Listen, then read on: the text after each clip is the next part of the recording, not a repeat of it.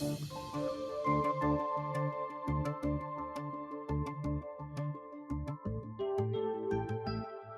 yesterday afternoon, a consortium that includes Altvest and Easy Equities suggested to South African Rugby Union that they look elsewhere and not just accept the Ackerly Sports Group's proposal, which has caused so much unhappiness here in South Africa. We'll find out exactly why Altvest and Easy Equities think they can do better.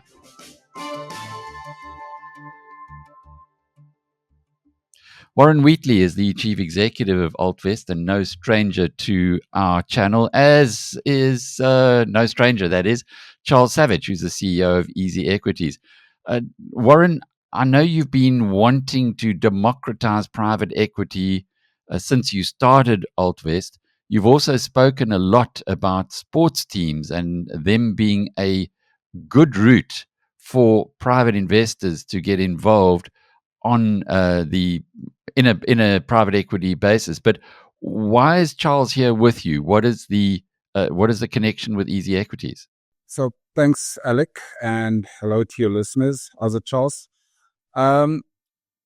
Easy Equities is here for a very specific reason. Our two other partners in the consortium who couldn't make it this morning are there for similar reasons.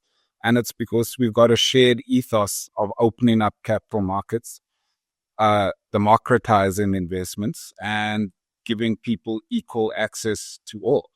So while I've gotten the knack of fractionalizing private assets in a way that makes it accessible, Charles has done the same. He's done it for years. But moreover, Easy Equities have the most amazing distribution platform that just opens up access to every South African with disposable income. And in fact, even South Africans across the world who would want to invest in a little bit of homegrown talent. So quite simply, I chose all the partners. So before we go into the details of the deal, Charles, from your side, last time we spoke with the release of your financial results, you'd just gone past 1 million active members. In other words, people who actually are trading or investing in the Easy Equities accounts. Do you have any sense of how many of them might be interested in investing in the Springbok brand? Look, Alec, it'll be a lot. I mean, if you think about the most invested share on the JSE happens to be Purple Group. And I'd love to say that Purple Group has got a higher affinity than the Springboks in terms of brand, but it doesn't. So I think the popularity of the Springboks, the winning culture of the Springboks and everything about it is something that South Africans are going to want to have a part of. And so I would imagine the appetite is tens of thousands of South Africans as a starting point. When I look at similar type of investments that are available already on these areas, you can invest in Man United as an example. Man United isn't exactly, it's a loved soccer club, but it's not the Springboks. And there we've got tens of thousands of investors that have bought part of Man United. So my gut feel on this is something that, one, our customers would pitch up for en masse, but two, potentially customers that we don't have. It would be a catalyst for them to join Easy Equities to get in on this wonderful distribution opportunity. And I suppose the point here is that the minimum that they can invest is very low. Yeah, exactly. I mean, when you think about, ownership changes everything. There's a wonderful quote which I keep referring to, and history of the world, nobody ever washed a rented car. And, we all passionately wear the box on our, with pride. And what a better way to support them than to be a shareholder. And even if that's just $1, you can decide what your level of support or interest is. And so I would expect that we'll have everyone from the R1 investor to the multi-million rand investor all stacking up, if you like, to put the box in their portfolio and just pitch up and be a bigger, braver supporter. So Warren, with that in mind, how does it differ to what is on the table at the moment? We know as we speak today, SARU are meeting.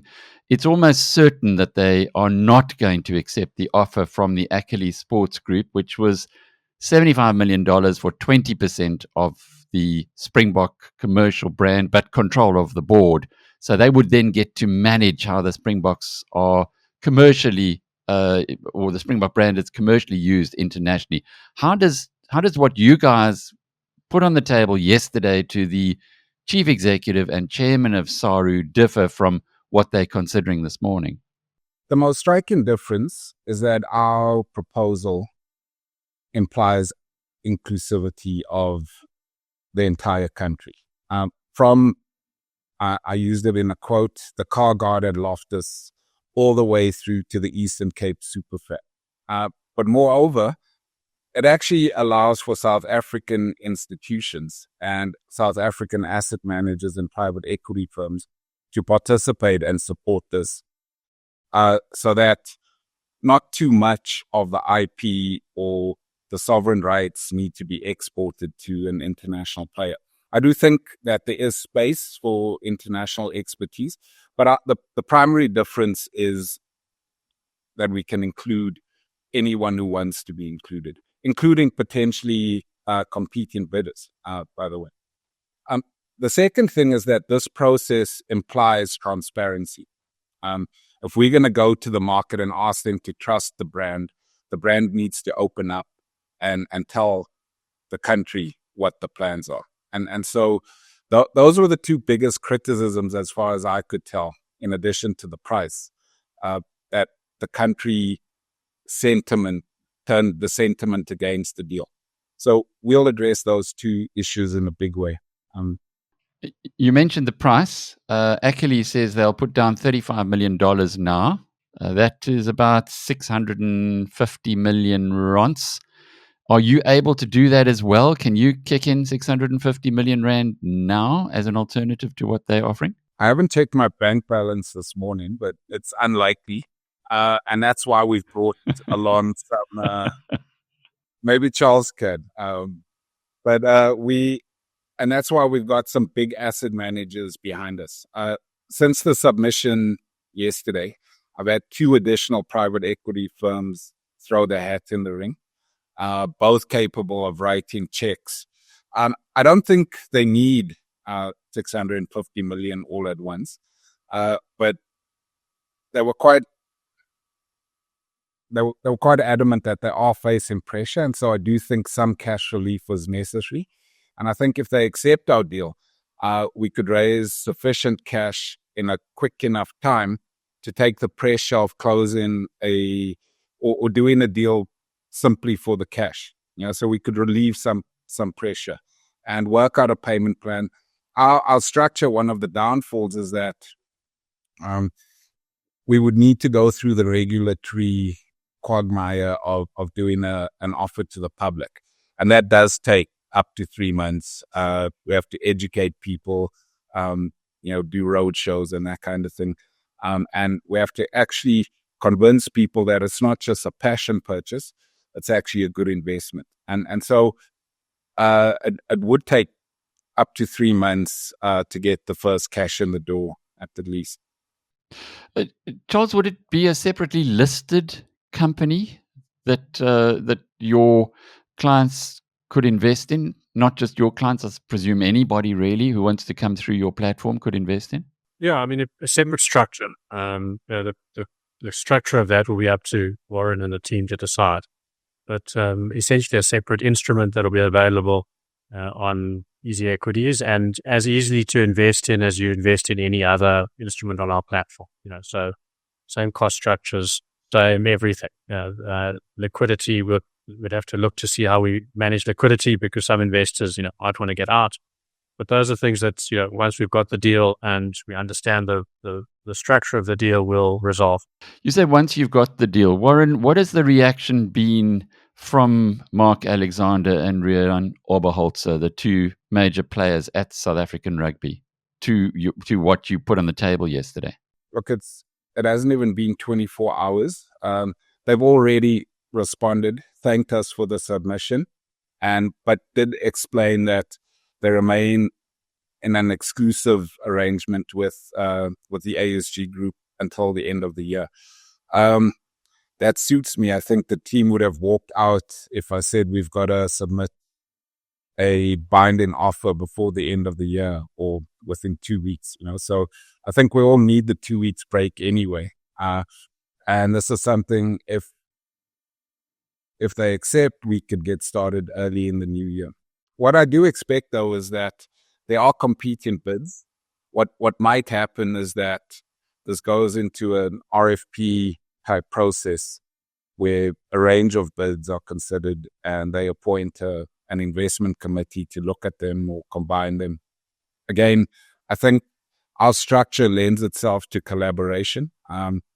We don't see it as a winner-takes-all type scenario. But we do have our principles that we'd want as a categoric component of any transaction that goes through. So would you then be prepared to work with Ackerly or indeed the Rupert Group that has been speculated about in the media? Look, I never want to go up against Rupert and co, so we'd welcome working with him. I'd be inclined against Ackerly for no other reason other than it seems that there may be too much water under the bridge. But if they were open, we'd of course have the conversation. One of the major criticisms that the unions had of the Ackerly deal was that they were skeptical of Ackerly's actual expertise in commercialization. So they felt that there were better candidates if the intention was to properly commercialize the brand. And so to that end, Ackerly may not be the preferred partner if the Rupert and Co and some of the bigger unions had to vote on it. I think we'll find out today because I'm sure they'll release reasons as to why the vote was turned down. We've got the letter, so we understand what they're thinking about and what the issues were. And Ackerly's expertise or lack of expertise was a major issue that was raised. I guess also this fact that it is from another country. These aren't people who necessarily have the passion for the Springboks as South Africans would have. Charles, from your perspective, where would it go from here? What would be the next step for Easy Equities? And you mentioned Purple Group, which is the holding company, the company that you CEO of as well, of Easy Equities. How has it become such a huge having such a huge shareholder base? Is that directly because of your Easy Equities connection? 100%. Alec, it's because we've built a community of investors that have fallen in love with the platform. And, one of Buffett's favorite sayings is if you fall in love with, a service, then buy the brand. So people are buying the brand, if you like. And, for us, the next step is really just to stand behind this consortium and, provide that public distribution access point. The minute a deal or the possibility of a deal comes about, then we would help ensure that if there is an RFP that we pitch up and demonstrably evidence our capability and why Easy Equities should be included in any of these processes to ensure that all South Africans can participate in a valued South African asset. RFP? Request for proposal. Okay. Request for proposal. So is that a normal process then in something like this, that you've got an organization that requests proposals? And I suppose that begs the question, why didn't it happen here before? Warren, do you want to pick that up? So it's quite often normal. BidVest went through an RFP process for some of its financial services assets. They appointed a bank, RMB in this case, to consider. And so what they did is they asked interested bidders to submit proposals. And RMB then adjudicate those proposals. So I'm not quite sure why it didn't happen in this instance, but it's a long, complex process. But it ensures transparency and it ensures that the best deal is achieved for the seller. In this case, Saru. It would be the best mechanism, I think, for them to get to the best outcome for themselves and for the country. Rob Hersov has been very outspoken on this particular deal, primarily, I think, because of the huge commissions that are being earned by a gent called Brian Mahan. and Eddie Jordan, who just introduced the parties to each other and are going to be taking between them something like 15% of the total investment, which I guess is a juicy return for them. What kind of commissions would Altvest or this Altvest Consortium demand? Alec, it's way too soon to say, but nowhere near that. I mean, our premise is on providing low-cost investments, and I'm sure Charles will say something similar. We would take a fair fee, of course, but nothing near 15%. In fact, we would work to the bone to get it below 2%, 2-3% of the total deal. Charles, is that feasible? Yeah, I think that's fair. I mean, there's a significant amount of work to do, but I would say for a deal this size and the amount of work, up to 3% is a reasonable fee. Anything above that, I think, is not appropriate. And just to close off with, the Springboks are one thing, and that is the red letter brand, if you like, or the gold standard for any South African rugby team. But rugby is a sport that the whole nation has now taken to its heart. What about other brands? What about the Sharks? What about the Stormers, Bulls? Dare we even say Cheetahs and Lions? Warren, are they also possibilities of ownership in this same structure or kind of structure? Alec, I've written similar proposals to the Sharks, to the Bulls, to the Titans, to Orlando Pirates, to Sundowners. We could do this for any asset imaginable. And in fact, to close out on this, part of this process might include a blockchain exposure through tokens that provide access the same way our Class E shares might provide access. So we're really going to think out the box on this one, and bring something unique and up to date with available technology, which allows us to lower costs the way we're talking about. So you may see South African private equity participate. Shareholders on the JSE and ATX, tokenized investment through blockchain exchanges across the world. You're going to be able to invest into the Springboks from anywhere across the globe. And I guess, Charles, from your perspective, Man United have proved the point that there is interest from the Easy Equities clients. Do you think there would be sufficient interest, Charles, in something like the Cheetahs or even the Lions? Given that we're on the rugby theme, let's leave the soccer clubs for a moment. Yeah, I think so, Alec. I mean, obviously, nothing like what the Springboks will attract. That's the premier brand and opportunity. But these sports assets are becoming very valuable. If you track global private equity and just even family office and then just very wealthy individuals, there's a big move towards owning sports brands. The US always leads this. And if you look at Mark Cuban's the most relevant example. He just sold his stake in one of the NFL teams and made a 10x investment in a 10-year or 15-year period. So sports brands are hot properties at the moment, and I'm not surprised that someone's pitched up for the Springboks. Multiple winning World Cup. Not many out there. So in time, I think as this asset class matures, you'll see it move from just your premier brands down to your regional smaller brands, and there'll be a place for everyone, all of the sports businesses, to participate, just with potentially less liquidity and less interest than something like the Springboks. Charles Savage closing off this discussion with he's the chief executive of Purple Group and Easy Equities, and Warren Wheatley is the CEO of Altvest. I'm Alec Hogg from BizNews.com.